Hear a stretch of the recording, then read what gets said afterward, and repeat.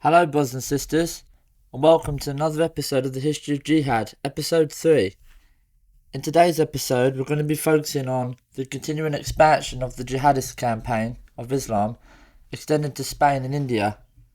Hope you enjoy. God bless you all. Once North Africa was secured for Islam, the ancient Roman province of Spain, now under Visigoth rule, was within reach.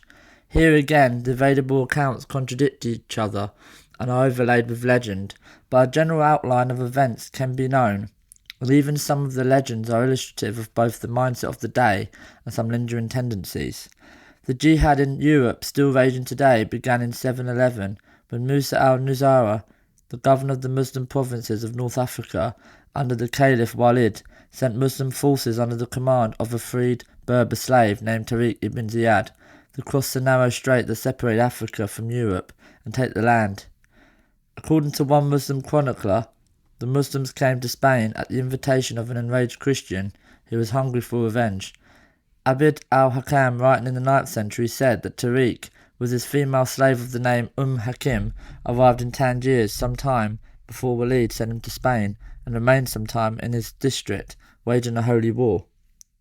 He eventually made the acquaintance of a Christian, Ilyan Lord of Scepter, Count Julian of Ceuta, who had a proposition for him.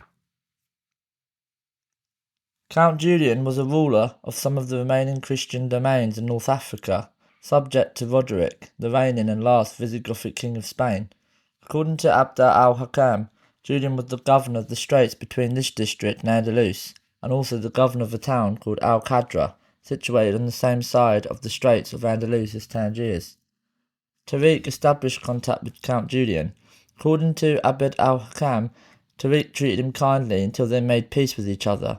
Eventually, Tariq won Julian's confidence to the extent that the Count told him of his personal sorrow. Julian, per Ibn Abd al-Hakam, had sent one of his daughters to Roderick, the Lord of Andalus, for her improvement in education. Like many a powerful man presented with a comely intern, however, Roderick had taken advantage of the girl and she became pregnant by him.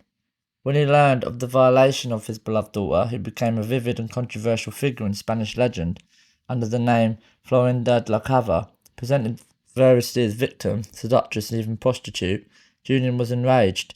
He was determined to take revenge upon Roderick. It didn't take him long to come up with a plan. Roderick had destroyed his daughter, so he would destroy Roderick's kingdom. I see for him no other punishment or recompense than that I should bring the Arabs against him. Julian contacted his friend, Tariq ibn Ziyad, and offered his help for a jihadi invasion of Spain. Tariq was sceptical, telling Julian, "I cannot trust you until you send me a hostage." Julian had no problem with that and sent Tariq his 2 daughters. Apparently the prospect of their becoming the sex slaves of a Muslim ruler didn't trouble him as much as Roderick's behaviour. In any case, the reception of the girls convinced Tariq of Julian's sincerity, and the plan went forward. Julian also met with Ibn Ziyad and got his approval. Then the traitor provided the Muslims with ships to carry the widows, warriors of jihad, across the strait that would not arouse the notice of any Spanish sentries. These were preferable to the Muslims' own ships for being familiar to the Spanish people. Ibn Abd al-Hakam explained, the people of Andalus didn't observe them, thinking that the vessels crossing and recrossing were similar to the trading vessels, which for their benefit piled backwards and forwards. As he crossed the strait himself, Tariq spotted an island and left his female slave Hakim there with a division of troops. These troops immediately sent a message to the people of the island and to all of Spain that the invaders would not hesitate at any brutality. Finding no one on the island except a group of vine dressers, they took them all prisoner. Then they chose one of them at random, whom they killed and dismembered. Then they boiled the pieces of his body while meat was boiled in other cauldrons. Out of the sight of their prisoners, they threw out the boiled pieces of their victim's body, and then, as their prisoners watched, began eating the meat that they had been boiling.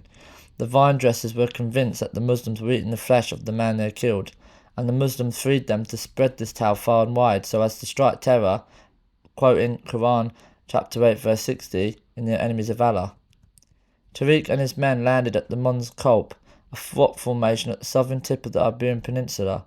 Ultimately, the conquering Muslims would rename it Jabal Tariq in his honour, the mountain of Tariq from which is derived the word Gibraltar. It has become part of Tariq's legend as an indomitable warrior. They ordered the Muslims to burn the boats that Count Julian had supplied. that had just carried them to Europe. The Muslims were going to take Spain from Islam or die there. But there was no going back. Tariq posed his choice to his troops. "O my warriors, whither would you flee? Behind you is the sea, before you the enemy. You have left now only the hope of your courage and your constancy. Remember that in this country you are more fortunate than the orphan, seated at the table of the avaricious master. Your enemy is before you, protected by an innumerable army. He has men in abundance. But you, as your only aid, have your own swords, and as your only chance for life, such chance as you can snatch from the hands of your enemy." He reminded them of the rewards that awaited them if they won. The Quran allowed a Muslim to have sexual intercourse not only with his wives, but with the captors of the right hand, according to chapter 4, verse 3, 424, chapter 23, verses 1 to 6, that were the spoils of war, and there were plenty of young women in Spain who could be used in this way. You have heard that in this country there are a large number of ravishingly beautiful Greek maidens. Their graceful forms are draped in sumptuous gowns, on which gleam pearls, corals, and purest gold, and they live in the palaces of royal kings. The Caliph, meanwhile, was forsaking his rightful share of the booty. The only thing he wanted was for Islam to be established in Spain. Tariq ended his address by calling upon his men to kill Roderick. There were others on the Christian side besides Count Julian, who wanted him dead, as well. Roderick was an usurper, and some of the chronicles of the Muslim invaders of Spain have the sons of the previous Visigothic king, Witizia, aiding the Muslim armies against Roderick. Also helping the Muslims was Witizia's brother, Opus, the Archbishop of Toledo and Seville. Whatever the historical value of these accounts, there has never been a shortage of non-Muslims willing to aid the jihad for their own purposes. The two armies met near the Guadalete River in the lower Guadalquivir Valley. As seemed always the case in the days of the early jihad conquests, the Muslims were vastly outnumbered. Roderick arrived on the field of battle dressed as if he were certain of victory. He was arrayed in a gorgeous gold robe with a crown of pearls on his head, was carried on a litter of ivory, but the battle did not go well for the defenders. According to Abd al-Hakam, and there was never in the West a more bloody battle than this, the Muslims did not withdraw their swords from Roderick and his companions for 3 days. As the Visigothic losses mounted, Roderick fled the battle. His magnificent crown and robe were found on the river bank, but there was no trace of the king. The Muslims concluded that Roderick had drowned in the river. They beheaded someone else, sending the head back as Roderick's to the Caliph Walid, who was headquartered in Damascus, as a symbol of the victory. Julian's thirst for revenge was not slaked by Roderick's death. He went to Tariq and urged him to press on and conquer all of Spain. "The king of the Goths is slain, their princes have fled before you, the army is routed, the nation is astonished. Secure with sufficient detachments the cities of Bretica, but in person and without delay march to the royal city of Toledo, and allow not the distracted Christians either time or tranquillity for the election of a new monarch." Toledo was at that time the capital of Spain. Tariq heeded his advice and marched north, meeting very little resistance and capturing Toledo with relative ease. Among the spoils he seized was a table of emeralds that was said to have belonged to King Solomon, taken from the temple in Jerusalem by the Romans as they were destroying it in AD 70. Back across the strait, Musa heard of Tariq's astonishing victories and grew envious. Not to be upstaged, he landed in Spain with an army of 18,000 Muslims and began seizing towns and cities that Tariq had bypassed, most notably Seville. Some Christian turncoats who had entered Seville, posing as refugees, opened the gates of the city for Musa and his men, and the plunder began. Leaderless, dispirited, riven with short-sighted factionalism, beset with widespread treason, Visigothic Spain collapsed with amazing speed before the invading Muslims. By 718, just 7 years after Tariq and his men burned their boats and determined to take the land for Islam or die, they had done so almost entirely. In Asturias in northwestern Spain, those among the Visigoths who were not utterly defeated or traitorous in 718 chose as their leader a man named Pelayo, who immediately told the local Muslim overlords that he would not pay the jizya. This guy was a hero. He established what he called the Kingdom of Asturias and began to attack the Muslim bases in the area. The warriors of jihad made only perfunctory attempts to find and kill Pelayo and destroy his little kingdom, for they didn't regard it as significant enough. They were pressing on into France, and a few Christian fanatics in a remote mountainous region of Spain didn't worry them. However, after the harassment from Pelayo's men caused the Muslim governor Manuza to flee the area, the Muslims had had enough. Manuza returned with the Muslim commander Al-Qamar and an army to put an end to Pelayo's, for they didn't regard it as significant enough. They were pressing on into France, and a few Christian fanatics in a remote mountainous region of Spain didn't worry them. However, after the harassment from Pelayo's men caused the Muslim governor Manuza to flee the area, the Muslims had had enough. Manuza returned with the Muslim commander Al-Qamar and an army to put an end to Pelayo's kingdom of Asturias once and for all. Al-Qamar Musa brought with them the renegade bishop Oppas. According to an early 10th century account, Oppas sought out Pelayo in his mountain hideaway and told him resistance was futile. I believe that you understand how the entire army of the Goths cannot resist the force of the Muslims. How can you then resist on this mountain? Pelayo was unmoved by this appeal to defeatism. He made a counter-appeal to Oppas's putative religion. Have you not read in sacred scripture that the church of the Lord is like the mustard seed, which, as small as it is, grows more than any other through the mercy of God? Our hope is in Christ. This little mountain will be the salvation of Spain and of the people, of the Goths. The mercy of Christ will free us from that multitude. At first, it appeared as if the Muslims would have no trouble overcoming this little rebellion, as they regained control of much of the area with little to no resistance. But Pelayo and his force of only 300 men were hiding deep in the mountains. They swept into the valley at the village of Covadonga and surprised the Muslim forces, which vastly outnumbered them. In a turnabout, the usual scenario in early jihad attacks, the Christians were both outnumbered and victorious. After another defeat at his hands, the Muslims decided to leave Pelayo and his tiny kingdom alone. Pelayo's words to Oppas proved pathetic. That kingdom of Asturias and Battle of Covadonga were the beginning of the 700-year effort by the Christians of Spain to drive out the Muslims, called the Reconquista. As the conquest of Spain was being completed, the Umayyad Caliph Umar Abdul al-Aziz sent out a message to the governors of the various Islamic provinces denouncing non-Muslims. According to the 13th century Muslim jurist Ghazi ibn al-Waziti, Umar also commanded that both Jews and Christians should be forbidden to ride upon saddles, that no one belonging to the protected people should be allowed to enter a public bath on Friday except after prayer time. He ordered further that a guard should be set to watch both Jews and Christians whenever they slaughtered an animal, so that the guard should mention the name of Allah. The Umayyad Caliphate began large-scale dealing in slaves, requiring not only physical labourers but sex slaves for the harems of the caliphs and other high officials, as well as eunuchs who could be trusted to guard these harems. The wars of Islam drew these slaves beginning in the 8th century from regular raids in three principal areas: Central Asia, the northern fringes of sub-Saharan Africa, and Central and Southeast Europe, which they called Bilad as-Sakilaba, slave country. The ethnic designation Slav is derived from the Arabic sakla, or slave. In 711, the same year that Ibn Zayd and his men crossed the Strait of Gibraltar in Count Julian's boats and began the jihad against Spain, the Umayyad Empire was expanding eastward as well. Hajjaj ibn Yusuf, the governor of Iraq, sent the general Ibn Qasim into Sindh, modern-day western Pakistan. It was the beginning of the jihadi conquest of India. Hajjaj gave his commander ruthlessly precise instructions. My ruling is given: kill anyone belonging to the combatants, arrest their sons and daughters for hostages and imprison them.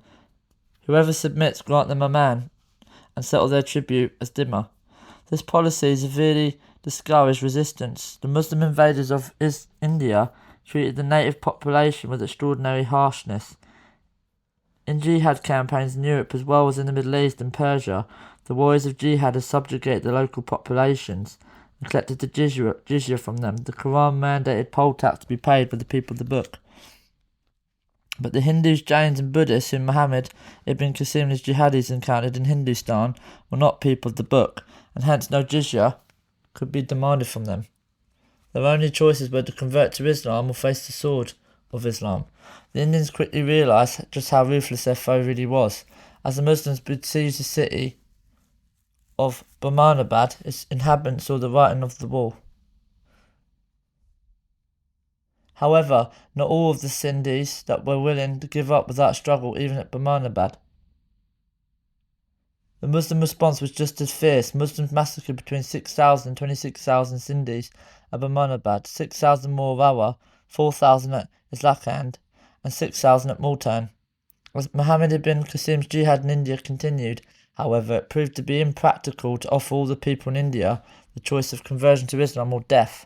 There were simply too many people in India for them all to be converted to Islam or killed. Consequently, an adjustment had to be made, and Muhammad Qasim ultimately granted the Hindus the status of the people of the book, with the ultimate objective remaining to bring all these people into the fold of Islam. The jihadis, however, were unremittingly ruthless toward Hindu temples. The Quran says, and were it not that Allah checks the people, some by means of others, there would have been demolished monasteries, churches, synagogues and mosques in which the name of Allah is much mentioned. Chapter 22, verse 40. The Quran regards Jesus and the prophets of Hebrew scriptures as prophets, and the Torah and Gospel as legitimate revelations, although it contends that the Jews and Christians twisted their prophets' words and altered the scriptures they received. Consequently, while many churches and synagogues were seized throughout the history of jihad and turned into mosques, this was never a thoroughgoing or universal policy. Hindu temples, by contrast, were always considered to be centres of idolatry, in which the name of Allah was not much mentioned. Consequently, they were to be destroyed whenever possible. At Daybal, the Muslims faced a force of 3,000 Rajputs, Indian warriors, 2,000 to 3,000 Brahmins, defending the Hindu temple. Once victorious, Ibn Qasim had the temple destroyed, and the Brahmins circumcised so as to convert them to Islam. However, seeing that his new converts were resisting rather than embracing their new religion, he ordered all of them over the age of 17 to be executed. The victorious jihadis began a massacre so intensive that it lasted 3 days. Women and children were enslaved, but in a rare act of mercy, older women were freed outright. Seeing the immensity of the task before them, Ibn Qasim began encouraging the locals to surrender rather than fight, but this aroused the ire of his boss. Hajjaj wrote to Muhammad urging him to be more discriminating between those who had surrendered sincerely and those who had not, and charged that his practice of granting protection was un-Islamic. His instructions to Ibn Qasim were ruthlessly precise. God says, "Give no quarter to infidels, but cut their throats.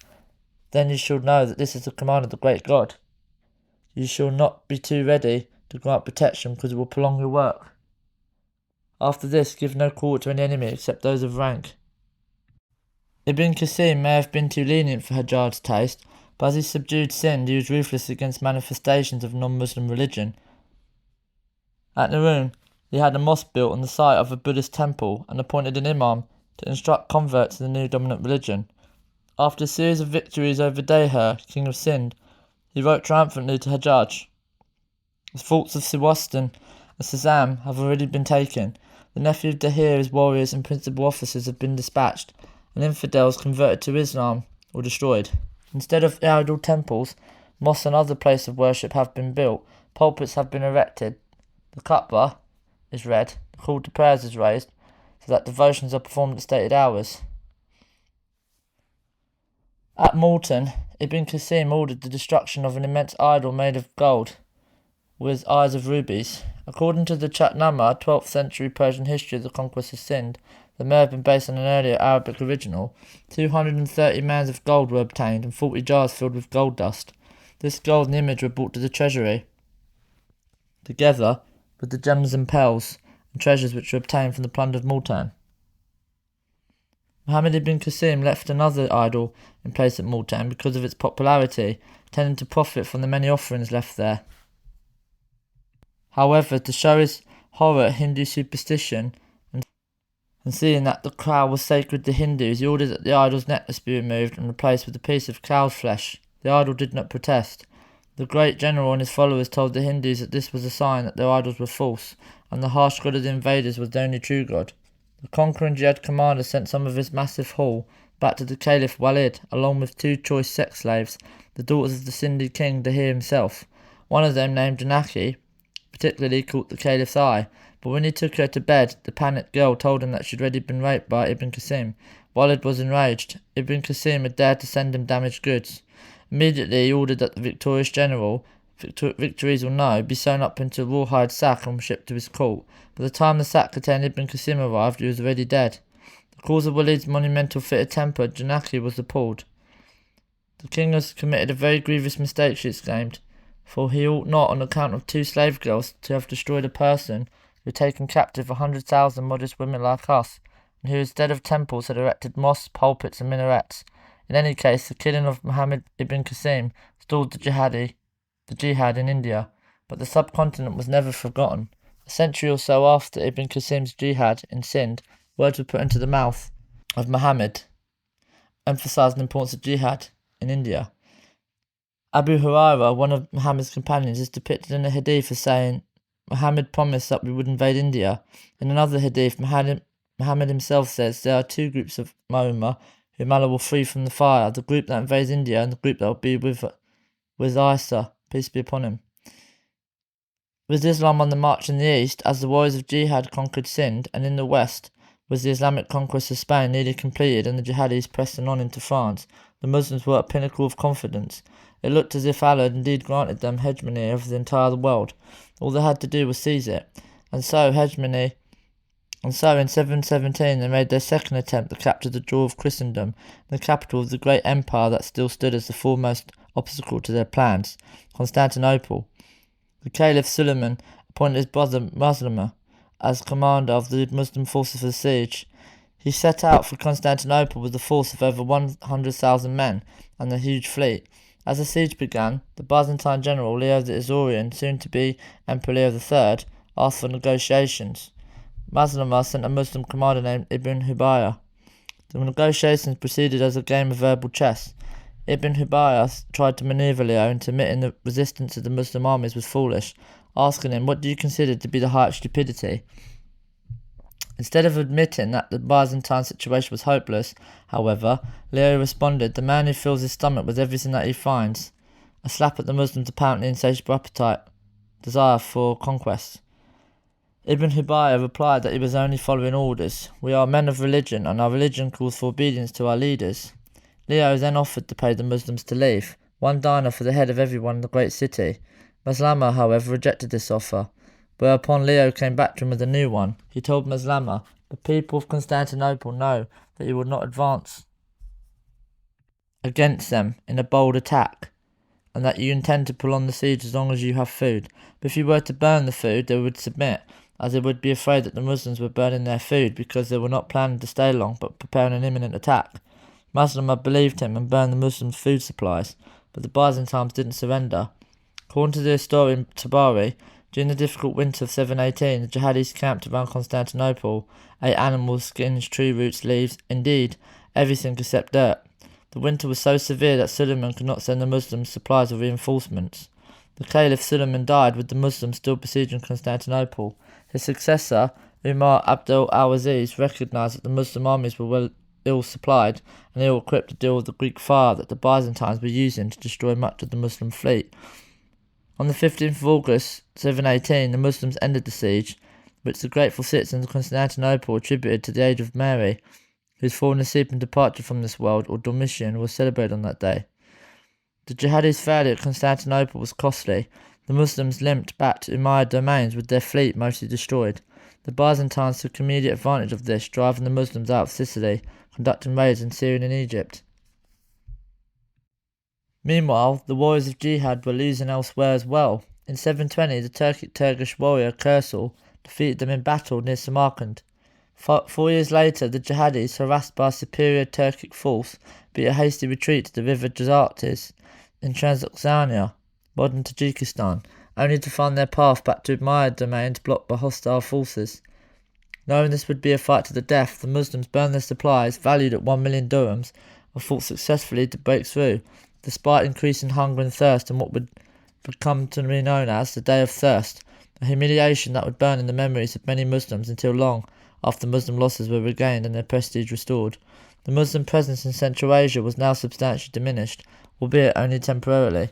The Umayyads continued to send forces into Khorasan, Transoxania, modern-day northeast Iran, Uzbekistan, and the surrounding areas, but they were hampered in their ability to secure the region by some of their own policies. The Umayyads have gone down in Islamic history as notably irreligious, a curious charge for a dynasty that was established within 30 years of the generally accepted date of Muhammad's death, raising the inevitable questions of why the fervour for Islam was lost so quickly after its founding, how the Umayyads retained power over the Muslims for nearly a century, while continually flouting or ignoring core precepts of the religion. The most plausible explanation for this is that the Umayyads were not actually irreligious, but that Islam itself was at the time of their reign in an incorrect state, with even the Quran and the elements of the life of Muhammad that had become the sources and foundation of Islamic doctrine not set out in their final form until the Umayyads had ruled for 4 or 5 decades. Later, however, when it became accepted even among non-Muslim historians that Uthman had codified and distributed the Quran 653, and statements attributed to Muhammad that appear only in the 8th or 9th centuries were taken for granted as having actually been spoken by him in the 7th. The only explanation for the Umayyads' apparent indifference to all of this material was that they were impious and sinful. One example of this Umayyad impiety was that they imposed the jizya and the kharaj, a land tax upon non-Arab converts to Islam in Central Asia. Muslim rulers who tried to reverse this policy faced complaints from Arab settlers in Khorasan, as well as an inevitable decline in tax revenues that threatened to make their position fiscally untenable. In the late 720s, the Umayyad governor of Khorasan, Ibn Abdullah al-Salami, promised the Sogdians, a Central Asian people among whom were Zoroastrians, Buddhists and Nestorian Christians, equal tax rates with the Arabs.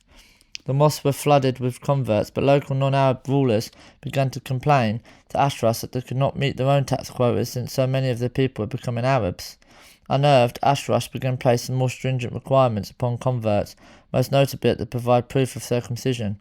Just 10 years before, the Caliph Umar ibn Abdul Aziz had forbidden this, saying God sent Muhammad to call men to Islam, not as a circumciser, and commanding that non-Arab converts to Islam be placed on equal footing with the Arabs, but pressures from the Arabs themselves and the need to keep tax revenues up often led to these commands being ignored. However, Ashras' reneging on his initial offer led to an uprising of the non-Arab Muslims, aided by sympathetic Arabs, including a warrior named Al-Harith Siraj, who in 734 had led a large-scale revolt against Umayyad rule in Khorasan, Transoxania, promising equality of non-Arab Muslims with Arabs and other reforms. The Arab response was swift and brutal.